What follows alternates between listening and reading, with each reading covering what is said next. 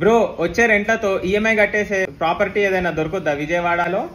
ఎందుకు లేదు, 40,000 రెంట్ వస్తుంది. 105 స్క్వేర్ యార్డ్స్ వెస్ట్ ఫేసింగ్ లో ఒక డీల్ వచ్చింది, కావాలంటే చూసుకోండి. ఈ ఇల్లు వచ్చేసి మనకు తాడేపల్లిలో ఉంది. సో ఇది మొన్ననే గృహప్రవేశం చేశారు రీసెంట్ గా 2-3 మంత్స్ బ్యాక్. బిల్డింగ్ వచ్చేసి గ్రౌండ్ ఫ్లోర్ లో ఈకామ్ కంపెనీకి ఒకటి రెంట్ కి ఇచ్చారు 20,000 కి. సో ఫస్ట్ ఫ్లోర్ లో వచ్చేసి 2 BHK 15,000 వస్తుందంట, సెకండ్ ఫ్లోర్ లో 5,000, ఇంచుమించు దాదాపు 40,000 రెంట్స్ వస్తాయి. సో ఇన్ కేస్ ఎవరైనా ఈఎంఐ లో కనుక తీసుకుంటే ఇల్లు, వాళ్ళ ఈఎంఐ మొత్తం ఈ రెంట్స్ తోనే కట్టేయచ్చు అనమాట.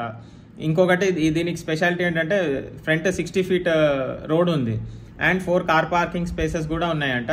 ఈ బిల్డింగ్ ఏంటంటే అడిషనల్ గా మనకి front 4 car parking spaces 48 yards లో వస్తుంది. అది గవర్నమెంట్ రోడ్డు, కాకపోతే ఆల్రెడీ రోడ్ ఎక్స్టెన్షన్ అయ్యేటప్పటికి అది ప్రస్తుతం అయితే ఖాళీగానే ఉంది. సో అదంతా కూడా యూజ్ చేసుకోవచ్చు. ఎవరైనా బయటి వాళ్ళు మంచి ఇన్వెస్ట్మెంట్ చేసేసి రెంట్స్ వచ్చేటట్టు చూసుకుంటూ ఈఎంఐ కట్టేది మొత్తం రెంట్స్ తో వెళ్ళిపోతే చాలు అనుకునే వాళ్ళు ఈ బిల్డింగ్ ప్రిఫర్ చేయొచ్చు. ఎందుకంటే బిల్డింగ్ కూడా కొత్తదే, ఓనర్ వాళ్ళు ఏంటంటే వేరే ప్లేస్ కి మైగ్రేట్ అవుతున్నారు. సో వాళ్ళు అమ్ముదామని చూస్తున్నారు. రీజనబుల్ ప్రైస్ కి చెప్తున్నాము అంటున్నారు. మరి 1.3 crores.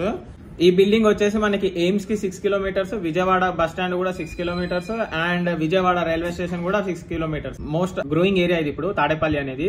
సో ఎవరైనా ఇంట్రెస్టెడ్ ఉంటే చెక్అౌట్ దిస్ ప్రాపర్టీ. ప్రాపర్టీ కొనే ముందు అన్ని డాక్యుమెంట్స్ కరెక్ట్ గా వెరిఫై చేసుకొని కొనుక్కోండి.